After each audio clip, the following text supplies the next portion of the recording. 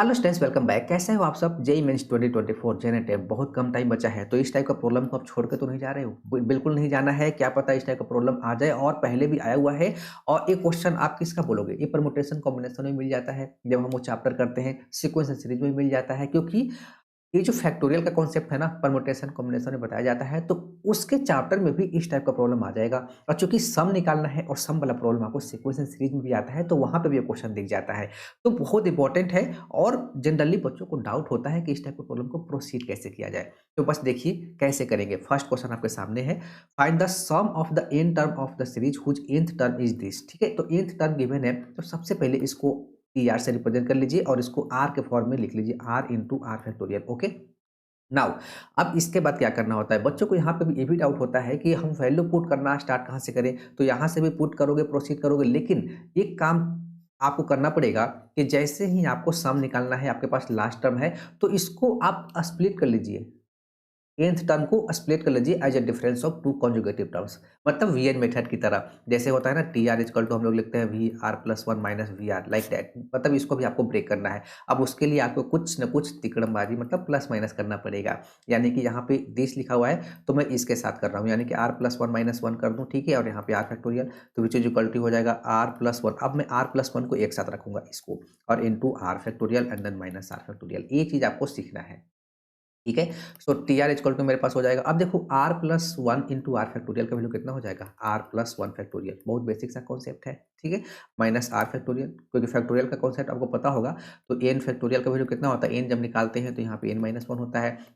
N plus one factorial जब आप लिखोगे तो यहाँ पे एन प्लस वन जब आप निकालोगे तो यहाँ पे आपका एन फैक्टोरियल होता है। तो हम लोग इसको ए लिख सकते हैं ना। ठीक है, अब देखो ये आर प्लस वन आ गया और ये आर गया, हो गया ना कॉन्जुगेटेड टर्म में ब्रेक। ठीक है, तो यहाँ पे अब आर का वैल्यू पुट करना स्टार्ट कीजिए वन से। ठीक है, तो टी वन पुट करूंगा तो कितना हो जाएगा, यहाँ हो जाएगा टू फैक्टोरियल माइनस यहाँ पे हो जाएगा वन फैक्टोरियल। जब मैं टी सॉरी आर का वैल्यू टू पुट करूंगा तो यहाँ पे हो जाएगा थ्री फैक्टोरियल माइनस यहाँ पे हो जाएगा two factorial, then T three, मतलब मैं आर का वैल्यू थ्री पुट कर रहा हूँ तो ये हो जाएगा four factorial and then minus यहाँ पे हो जाएगा three factorial. Up to so on चलता रहेगा टी एन। ठीक है, यहाँ पे भी चलता रहेगा। ये हो जाएगा मेरे पास यहाँ पे हो जाएगा n plus one factorial minus यहाँ पे हो जाएगा मेरे पास n फैक्टोरियल। ठीक है, जब सबको हम प्लस कर लेंगे यही मेरा सम होगा, और सम को मैं a से रिप्रेजेंट कर देता हूँ। ठीक है, तो देखो क्या क्या गायब हो गया, टेलीस्कोपिक कैंसिलेशन से सब गायब हो जाएगा। ये गायब हो गया, ये गायब हो गया, बच गया आपके पास a ना, तो बचेगा आपके पास a। ठीक है, तो दो ही टर्म बचता है, n plus one factorial and then minus one factorial which is equal to one. तो ये हमारा आंसर आ गया, मतलब इसका सम हम लोग ऐसे करेंगे। ठीक है, तो इंपॉर्टेंट क्या था, दो पार्ट में ब्रेक करना, और आपको कैसे करना है, तो कुछ प्लस कुछ माइनस। ठीक है ना, यही सीखना है आपको, ये स्टेप इंपॉर्टेंट था ये वाला। ठीक है, ओके। अब देखिए इस चीज के जैसा एक और अच्छा प्रॉब्लम है। ठीक है ना, वो थोड़ा सा नीचे का था, ये थोड़ा सा ऊपर के है, क्योंकि इसमें थोड़ा सा आपको और सोचना पड़ता है कि कैसे प्रोसीड किया जाए। और उसमें हमारा जो लास्ट टर्म गिवन था, इसमें लास्ट टर्म गिवन नहीं है। अगर लास्ट टर्म गिवन नहीं है तो हम लास्ट टर्म पहले निकालेंगे, उसके बाद हम लोग वीएन मेथड अप्लाई करेंगे। ओके, तो आपके पास कुछ ऐसे गिवन है up to n plus one term. ठीक है, और इक्वल टू दिस गिवन है और आपको एन का वैल्यू निकालना है। ठीक है, तो सबसे पहले इसका लास्ट टर्म लिखना है। लास्ट टर्म निकालने के लिए हमें क्या करना पड़ेगा, तो देखिए ये पहला है आपके पास वन और थ्री एंड सेवन और थर्टीन एंड दिस, और ये तो बिल्कुल जीरो फैक्टोरियल वन फैक्टोरियल। तो इसको हम लोग आर फैक्टोरियल तो लिख लूंगा, लेकिन अब ये वाला part one three seven thirteen के लिए यहाँ पे क्या लिखाएगा, उसको आपको कैसे प्रोसीड करना है। और फिलहाल इसको वन मान लेता हूँ। अब इसका जो लास्ट टर्म होगा वो क्या होगा, तो मैं ये काम करता हूँ, इसको ना मैं जनरली पी मान लेता हूँ। अब कैसे निकल लेगा लास्ट टर्म, ये आपको सीखना है और आपको स्टार्ट ऐसे ही करना है। तो पी इक्वल टू आप इन सबका सम लिख लीजिए, वन प्लस थ्री प्लस सबका सम लिखना है। ठीक है, सेवन प्लस यहाँ पे हो जाएगा thirteen, then plus twenty one plus this plus मैं लास्ट में ना इसको यहाँ पे टी एन लिख देता हूँ। ठीक है, ओके, अगेन पी, मतलब ये मैं डिफरेंस मेथड यूज कर रहा हूँ। आपने इस टाइप का सम, ये एक्चुअली में ये जो कर रहा हूँ ना, ये आप समझ लो कि ये क्वेश्चन आपको डायरेक्ट आ सकता है जेईई मेंस में या फिर बोर्ड में भी। इसका सम निकालो। ठीक है, तो देखो क्वेश्चन अच्छा है, यहाँ पे एक और भी क्वेश्चन बन गया। तो अब ये हो गया, इसके बाद हम लोग पी का वैल्यू लिखते हैं। अगेन यही वैल्यू रिपीट करते हैं, लेकिन स्टार्ट करते हैं यहाँ से, एक टर्म को छोड़ देते हैं वन से। One plus three plus seven plus thirteen plus dot dot dot plus यहाँ पे हो जाएगा मेरे पास T N minus one and then plus T N, कुछ ऐसे लिखते हैं। ओके, नाउ अब हम लोग क्या करते हैं, दोनों को माइनस कर देते हैं, यही होता है डिफरेंस मेथड। माइनस कर देंगे तो यहाँ पे 0 हो जाएगा, which is equal to a term को कुछ नहीं करना है, फर्स्ट टर्म को छोड़ देना है, ठीक है। प्लस अब यहाँ से 3 माइनस दिस, यहाँ भी ब्रैकेट डाल देना है, यहाँ पे 2 हो जाएगा, प्लस 4 हो जाएगा, प्लस यहाँ पे 6 हो जाएगा, प्लस 8 हो जाएगा, ठीक है। And plus dot dot up to so on चलता रहेगा, और ये माइनस कर रहा हूँ ना, तो ये हो जाएगा माइनस टी एन, ठीक है। अब इसको उठा के यहाँ लाना है, यानी कि टी एन इक्वल टू हो जाएगा 1 प्लस, अब देखो 2 plus 4 plus 6 plus 8 plus up to so on चल रहा है, ओके, ठीक है। अब ये जो बन गया आपके पास, ये जो बन गया, ये बन गया आपके पास एपी में, ठीक है ना, जिसका फर्स्ट टर्म को जनरली ए से रिप्रेजेंट करते हैं। ए का वैल्यू कितना है, 2 है, and common difference is also 2, ठीक है, कॉमन डिफरेंस भी 2 है। तो अब हमें सम अप टू कितने टर्म का निकालना है, तो देखो आपको कितना गिवन था, n प्लस 1 टर्म, आपने एक टर्म तो यहाँ से हटा दिया, मतलब यहाँ पे हमें जो निकालना है sum up to n terms का, मतलब एक टर्म कम हो गया, n प्लस 1 था, एक कम हो गया तो n टर्म बच गया, ओके।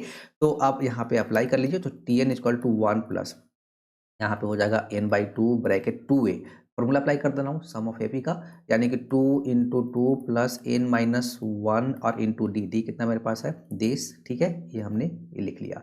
अब इसी को सिंप्लीफाई कर लेना है, तो 2 यहाँ से कॉमन लेके अगर हटा दूँ तो 1 प्लस n ब्रैकेट ये हो जाएगा 2 प्लस n माइनस 1, ठीक है। तो which is equal to 1 plus n और इंटू हो जाएगा n प्लस 1, ये मेरे पास आ रहा है टी एन इक्वल टू, यानी कि फाइनल मेरा जो आ गया T n equal to 1 plus n square, ठीक है, ये हो गया आपके पास लास्ट टर्म। अब आते हैं फ्रॉम 1 से, ठीक है, फ्रॉम 1 से आते हैं, तो यहाँ पे अब लिख लेंगे, आर के टर्म्स में लिख लूँ, ठीक है। तो और फिलहाल मैं इसको कंप्लीट को एक काम करता हूँ, यहीं पे टी आर से ही रिप्रेजेंट कर देता हूँ, ठीक है, करना तो पड़ेगा ना किसी न किसी से, ठीक है। तो टी आर इक्वल टू, अब ये एन के टर्म्स में है, हम लोग आर के टर्म्स में लिख रहे हैं, तो ठीक है ना, तो आर स्क्वायर प्लस 1 और इंटू यहाँ पे लिख लेंगे आर फैक्टोरियल, ठीक है। अब देखो ए आ गया, तो अब आपके पास समझो पहला क्वेश्चन जैसा, अब आपके पास लास्ट टर्म आया है, अब इसके बाद क्या अप्लाई हो जाएगा, तो वीएन मेथड अप्लाई हो जाएगा, मतलब वही आपको nth टर्म को स्प्लिट करना है as a difference of two conjugative terms, ठीक है। तो उसके लिए भी अब हमें यहाँ पे कैसे प्रोसीड करना है, ये आपको सीखना है, यानी कि अब एक गिवन है, तो आपको आर गिवन है, मतलब मुझे आर प्लस 1 चाहिए, तो मैं यहाँ पे यूज कर लूँगा कंप्लीटिंग द स्क्वायर, ठीक है। तो आर प्लस 1 होल स्क्वायर लिखूँ एंड देन माइनस यहाँ पे आर, ठीक है, दिस को लिख सकता हूँ ना, ठीक है, एंड दिस, और यहाँ पे हो जाएगा आर स्क्वायर, यहाँ पे यूज कर लिया मैंने कंप्लीटिंग द स्क्वायर, लिखने की क्या जरूरत है, आपको तो पता ही है, कंप्लीटिंग द स्क्वायर, ओके।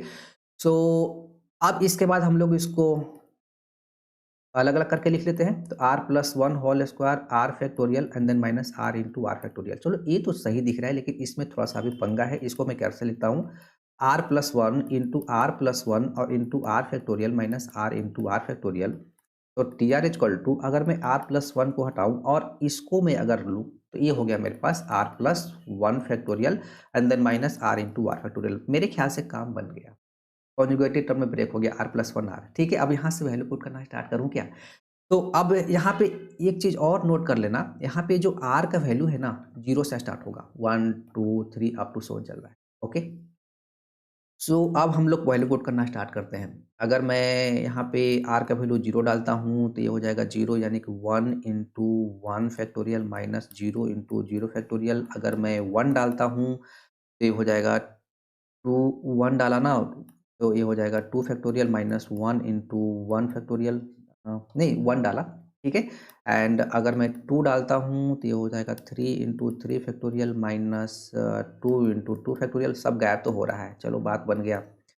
अगर मैं 3 पुट करता हूँ, तो 4 इंटू 4 फैक्टोरियल माइनस यहाँ पे हो जाएगा 3 into 3 factorial, up to so on चलता रहेगा, लास्ट में मैं पुट करूँगा T n, which is equal to यहाँ पे हो जाएगा n प्लस 1 और into n plus 1 factorial minus n into n factorial, सबको क्या कर देना है, प्लस कर देना है, ठीक है। तो जैसे ही आप सबको प्लस करेंगे, तो प्लस करने के बाद देखिए क्या क्या उड़ रहा है, तो ए से ए उड़ गया, ए से उड़ गया, चलो भाई ए बच गया, मतलब 0 बच गया और आपके पास ए बच गया, मतलब जो हमारा अब जो सम है, जिसको मैं जनरली अगर मैं लिखूँ यहाँ पे ए से रिप्रेजेंट करूँ, यहाँ पे summation r equal to 0 up to n, और यहाँ पे लिख दूँ मैं T r which is equal to मेरे पास आ गया